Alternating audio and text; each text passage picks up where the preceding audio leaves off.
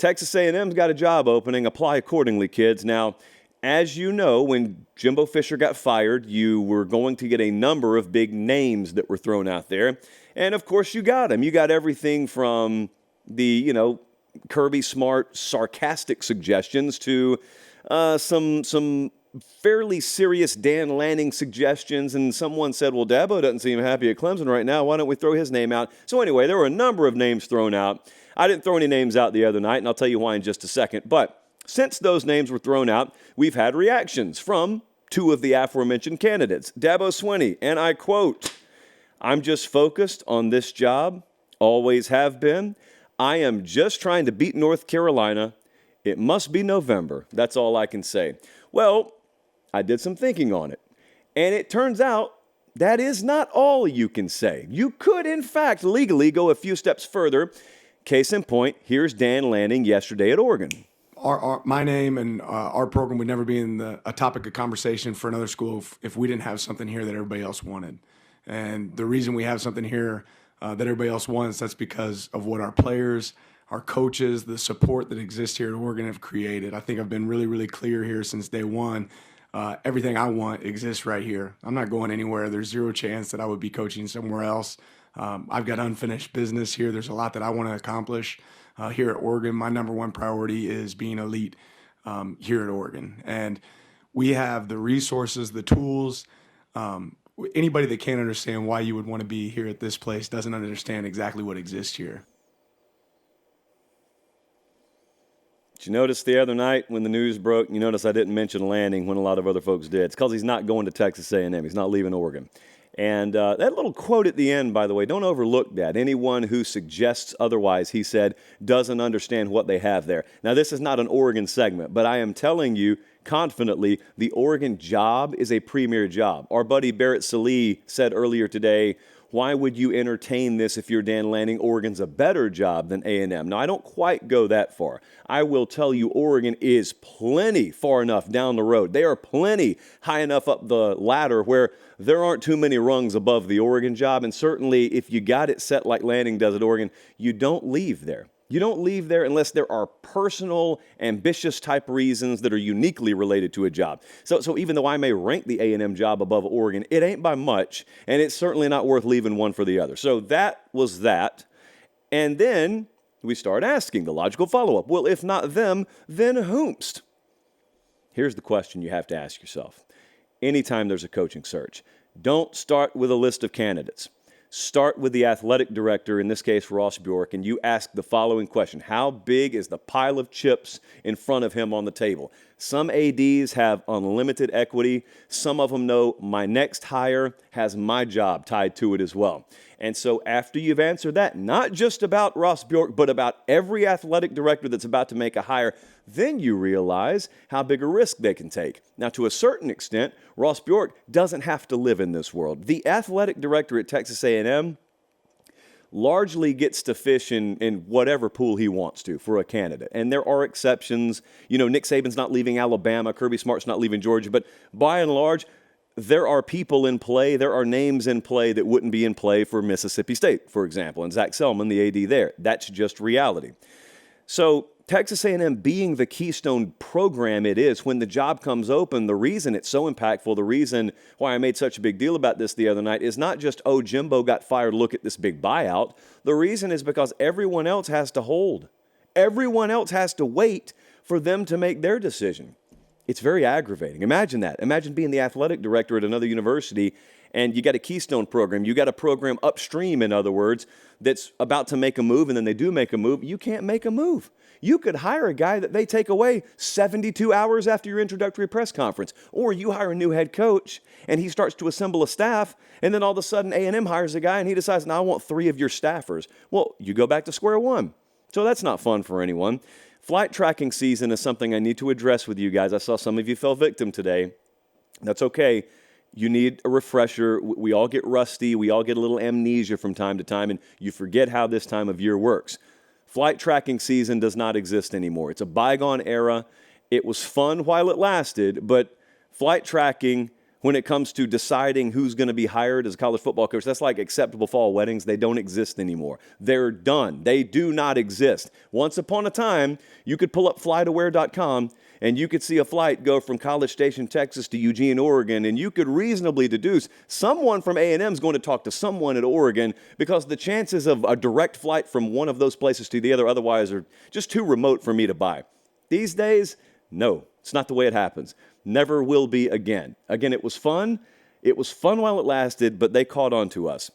Having said that, I was pressed today by my employer for a list of candidates that I thought were going to be on the table for Texas A&M. I am not ready to give you that yet. I am ready to give you this little trinket, this little nugget or tidbit of information. Sorry, Colin, I wanted to say this so I could get a full clip out of it.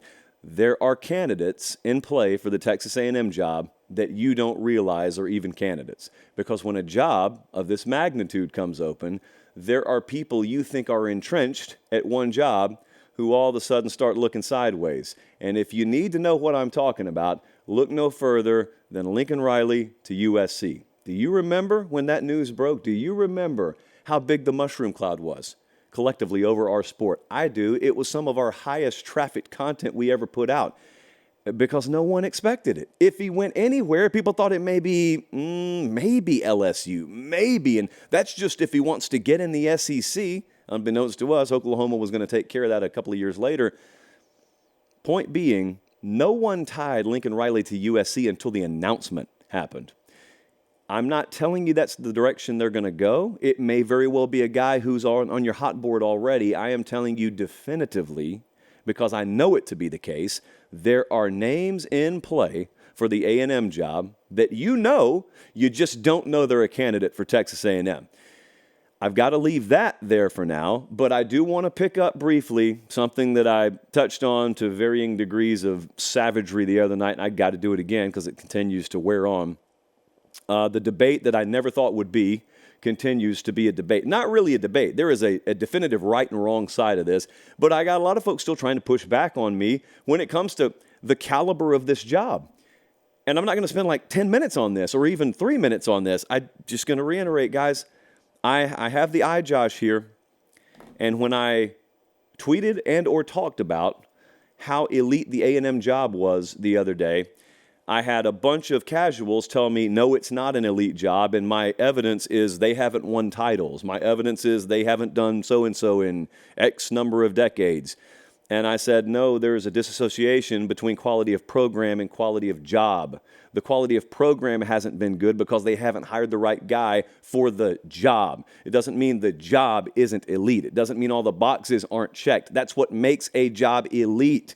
When I get offered your job, I don't look at your trophy case. I could not care less about it. In fact, in some ways, I'm glad there are cobwebs in there. I just become a legend if I'm the real deal at your place that much quicker. Like whoever follows Saban at Alabama is going to have a tough time. Whoever follows Smart 40 years down the road at Georgia is going to have a tough time. Whoever comes into Texas A&M and wins a title will have a statue erected of them before the confetti settles on the ground. And so I mentioned the iJosh because as soon as I started getting hate from casuals, I've got a couple of agents and a ton of coaches saying, no, you're dead on the money, man. That job is elite. We don't care if they've won or not in the past. If you do your due diligence and you define what you think are the critical factors to make a job elite, and they go 5 for 5 or 7 for 7 or 10 for 10, then it's an elite job, period. Doesn't matter what they have or haven't done in the past. If you don't believe me, if you really think for a job to be elite, they have to have accomplished things in the past, explain Clemson pre-Dabo Swinney for me. I told you the other day, I grew up in Georgia, and I listened for years about them talk about, even in Mark Richt's best years, how, quote, Georgia, it's well off resource-wise, but they'll never win a title. They just don't have that it factor, that intangible factor. There is no intangible. I know you guys like to think that there's something magical, like there's fairy dust sprinkled over certain programs. It's money. That's what it is. It's money. That's the magic fairy dust. And with that money, you go get the right coach. And all of a sudden, Florida becomes what it was under Steve Spurrier. And then it's not for a little while. And then it becomes what it was under Urban Meyer. And then that guy leaves, and it's not. So what does it become? An elite job, not an elite job, elite again, not elite? It's just getting the right candidate and being capable of pulling the right candidate. And there are less than a dozen programs in America that fit that description. Texas A&M's one of them. Their trophy case does not match the big boys like Ohio State or Alabama. It doesn't mean they're any less elite a job. It doesn't mean you can't accomplish there what Nick Saban has at Alabama. I'll scratch that. No one's going to do what Saban's done.